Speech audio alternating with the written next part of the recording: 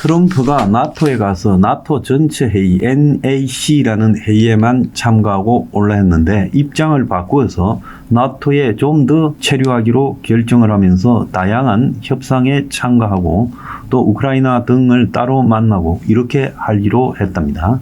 근데 트럼프가 열이 상당히 받은 것으로 보여요.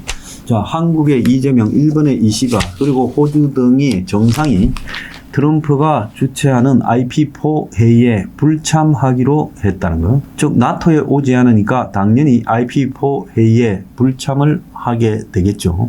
그런데 트럼프가 나토 회의에서 IP4 회담을 할 거라는 것을 지금 이 4개국에 전달했을까 전달하지 않았을까? 전달했을 거라고 봅니다. 왜? 트럼프가 나토 사무총장하고 이 IP4라는 일본, 한국, 호주, 뉴질랜드를 앉혀가지고 그야말로 유럽에 적용했던 방위비 5%, 즉 순수 방위비 3.5%, 그리고 더 나아가서 1.5%의 군사 방위 인프라 구축, 합쳐서 5%를 갖다가 해라. 이걸 갖다가 한국이나 일본 같은 경우에 주일 주한 미군이 있기 때문에 트럼프가 강조했을 거고, 또 더 나아가서 중국을 방어하는데 호주나 뉴질랜드도 방위비를 올리라. 한국, 일본도 마찬가지고 이렇게 군기자비를 하려고 했는데, 자, 한국의 이재명이 트럼프하고의 단독 회담이 안 된다. 중동에 미국의 폭격이 있었다. 이 핑계를 대고 안 갔어요. 그런데 트럼프 입장에서 보면 중동은 내가 이미 해결을 했는데, 실제 그렇진 않지만 그 핑계를 대고 안아 하면서 한국의 이재명과 이시바에 대해서 지금 불만을 가지게 될 거예요. 뉴질랜드 정상만 온다 했고 3개국이 빠져버렸다는 거 아닙니까? 자, 그래서 제일 먼저 누가 안 오겠다 했나? 이재명입니다. 이런 부분에 대해서 트럼프가 상당히 열이 받았다, 이렇게 저는 보고 있습니다. 자, 그래서 지금 트럼프가 이란을 폭격하고 이스라엘, 이란의 전쟁을 강제로 휴전시키고 또 전쟁을 계속하려고 하는 이란과 이스라엘 측에 화를 내고, 그러면서 당장 그만둬라, 내 말이 말 같지 않냐고 지금 협박을 하고 있는 마당에, 또 트럼프가 나토 국가들에 대해서 방위비 5% 올려라고 지금 했고, 나토가 동맹국 입장이라면서 전체 방위비 5% 노력을 하겠다고 결의 반성문까지 트럼프에 제출하려고 하는 찰나에 지금 인도 태평양 지역 4개국이 트럼프한테 객인 양상이 되었고, 그래서 트럼프가 이 회의를 취소해버렸다라는 이야기가 나오고 있어요. 이제 문제는 관세 시한이 2주 남은 한국이 어쩔 건가? 이게 이제 핵심 문제로 등장했어요. 이것과 별도로 관세 폭탄 외에 트럼프가 조세 폭탄을 때렸다. 그럼 조세 폭탄은 뭐냐? 미국의 각종 주식이나 펀드, 상품 등에 한국의 연기금이 투자를 해 있는데, 여기에 외국에서 투자한 그런 금융자산 등에 지금 미국이 조세를 높게 부과한다. 세금을 높게 부과한다라는 조세 폭탄까지도 어제 터져 나왔어요. 자, 그런데 조셉 윤 주한 미 대리대사가 한 세미나에 가가지고 이재명 대통령과 트럼프가 빨리 만나야 된다라고 말을 했습니다. 근데 실제로 어떻게 빨리 만나게 될 거냐? 자, 7월 8일에 관세 시한이 종료되는데, 한미 정상회담은 이재명 정권은 어쨌든 7월 8일 전에 둘이가 따로 만나서 이 문제 등을 이야기할 시간이 있을 것이다, 이렇게 확신을 했는데, 지금 G7에서 나토에서도 날아가 버렸어요. 미국의 트럼프가 시간을 잡아주지 않기 때문에 그런 겁니다. 자, 그러면 7월 8일 이전에 트럼프하고 이재명이 만날 수 있느냐?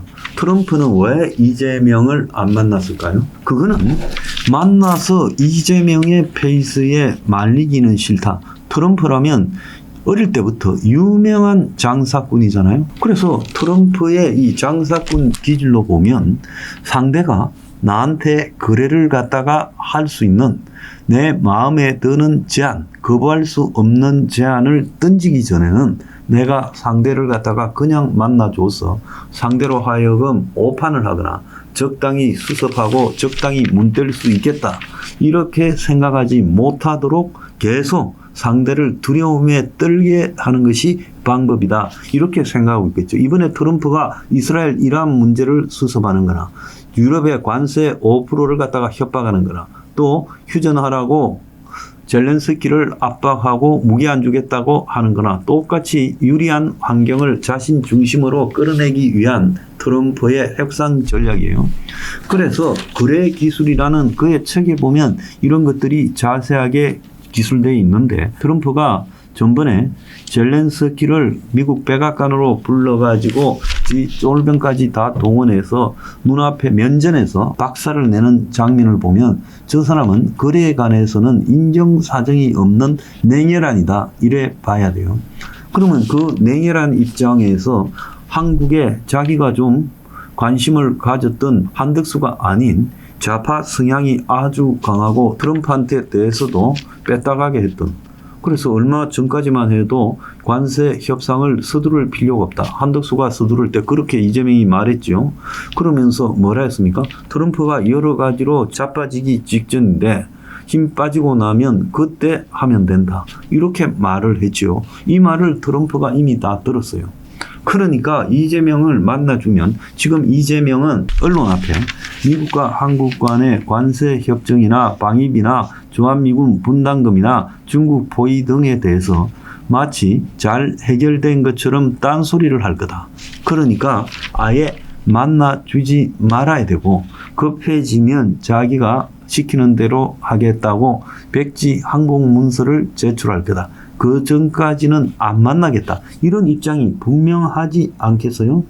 그래서 일각에서 한국 재계나 또 정권 일각에서 유예 기간이 만료되기 전에 조속히 트럼프하고 이재명이 만나야 된다라고 하고 충분한 시간을 두고 상호 윈윈할 수 있는 그런 제대로 된 회담을 해야 된다고 말하고 있어요. 어제 조셉 윤도 그렇게 말했지만 한국에 있는 대리 대사의 입장에서는 자신의 희망사항을 말한 것이지 백악관이 한국이 미국 측에 방문을 해서 그래서 뭐 1박 2일이나 2박 3일 회담을 가지자고 제안했을 때 미국이 나올 반응도 지금 순순히 그렇게 하자라고 할 건가? 아니라고. 그러니까 미국은 너네들이 회담에서 어떻게 항복할 건지 그 내용을 보내라. 그걸 보고 회담을 할 건가 말 건가 하지 외교 라인을 통해서 말로만 빨리 회담하고 우호관계를 이렇게 복원하자. 이런 식으로는 응하지 않을 거라고 보고 있습니다. 지금 한국의 자주파들이나 친북 좌파 세력들 또 친중 친러 친북 세력들은 지금 트럼프한테 끌려가서는 안 된다. 어쨌든 뻗대겨야 된다라고 생각하면서 적당히 트럼프도 구슬리고 그리고 국민들한테도 일이 잘 해결된 것처럼 하겠지만은 지금 미국의 트럼프라는 저렇게 막무가내 막강하고 또 한편으로 수단과 방법을 가리지 않는 냉혈한인 저런 사람 앞에서 한국 좌파 자주파 수준으로 그걸 갖다가 해낼 수 있다고는 보이지가 않아요. 그렇기 때문에 현 대통령실 관계자가 한 언론과 통화에서 상황을 지켜보면서 다양한 방면에서 회담이 검토되고 있다. 회담 시점과 관련해서 모든 가능성을 열어놓고 있고 회담이 확정되는 대로 공지할 것이다. 이렇게 말을 하고 있는데 이미 두 차례나 무산됐잖아요. 무산된 데 대해서 뭐 중동의 지정학적인 문제 등이라고 말하는 것은 그건 거짓이고 트럼프가 시간 없다고 노한 거죠. 나토에서도요. 자, 그런데 미국은 4월 초에 한국에 기본 관세 10%, 상호 관세 15%, 합쳐서 25%의 관세를 부과했고 그리고 폰이나 철강, 알루미늄, 파생 상품 등에서는 지금 벌써 진행이 되거나 진행되고 있고 자동차 같은 경우에도 지금 이것 때문에 수출이 작년 동기 대비 20% 이상이 줄어들었어요. 그런데 이제 전체에 대해서 90일 유예된 시간이 7월 8일이라는 거예요.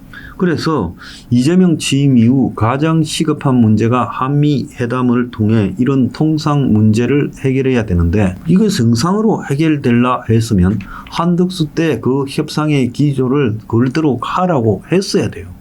그래서 여야를 초월해서 조속히 지금 한덕수 체제에서 그 협상을 진행하도록 만들었어야 되는데 협상을 중단을 했고 사실상 중단됐잖아요.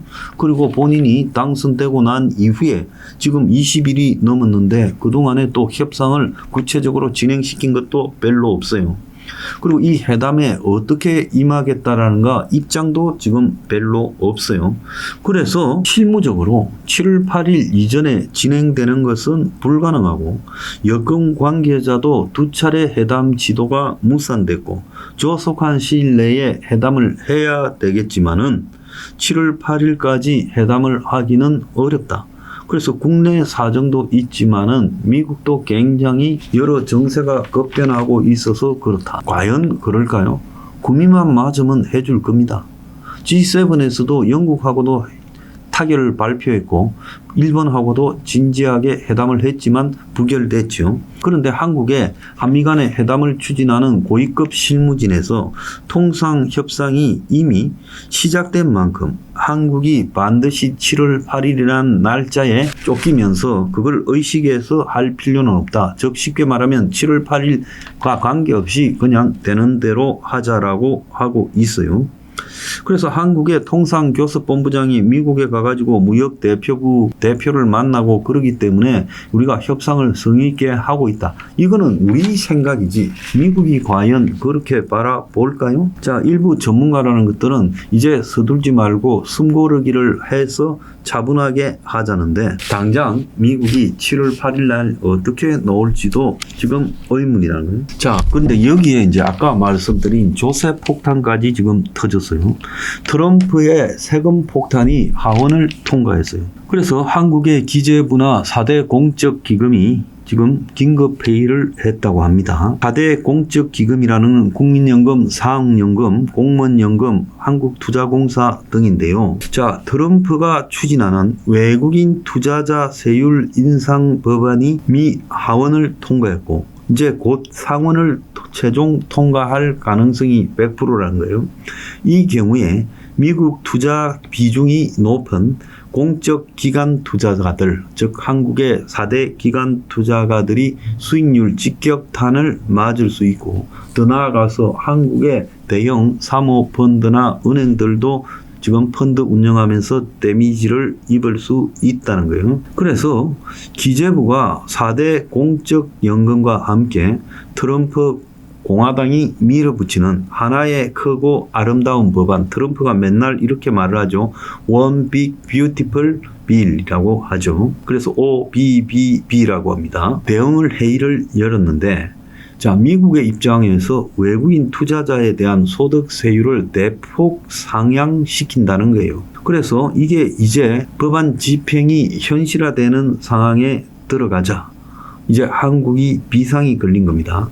그래서 트럼프가 미국인과 미국 기업에는 감세 혜택을 주는 대신에 세수 공백을 외국인 투자자에게 메우겠다.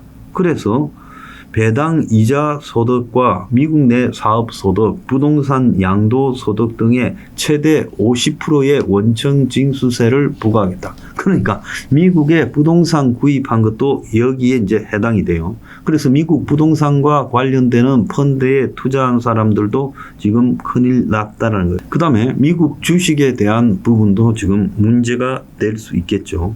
자, 이에 미국에 투자한 한국 투자자들 4대 기금 외에도 한국의 각종 펀드나 사모펀드 또 은행 등이 투자를 했고 자, 이런 사람들이 미국발 세금 폭탄을 맞게 된다는 거예요. 그래서 한국의 정권사, 자산운용사 등 투자업계 전반의 파장이 지금 매우 커질 거다. 트럼프가 이 법안을 말한 지가 언젠데 그런데 이 법안과 관련해서 머스크가 큰지는 몰라도 아름답지는 않다라고 비꼰 적이 있죠. 그래서 이 법이 그 법입니다. 그래서 한국의 많은 이 기금 그리고 정권회사 그리고 사모펀드, 자산운용사 등이 미국의 인프라, 부동산, 사모펀드 또 주식, 채권 등에 매년 수조 원의 수익을 갖다가 얻어왔는데 이 기관 투자자들 입장에서 이렇게 세금을 50% 얻어맞게 되면 수익률 쇼크가 발생할 거라는 거예요. 그래서 국내 공적 기관들의 해외 투자 자산이 수백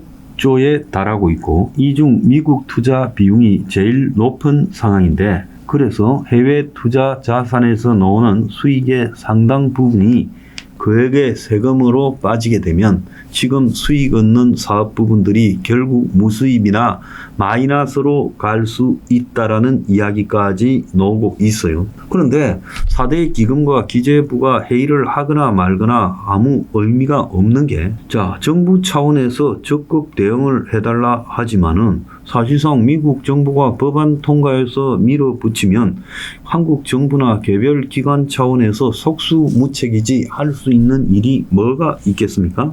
그래서 조세 전쟁이 관세 폭탄에 이어 다시 터지게 됐다는 거예요. 매우 심각한 상황이 전개되고 있습니다.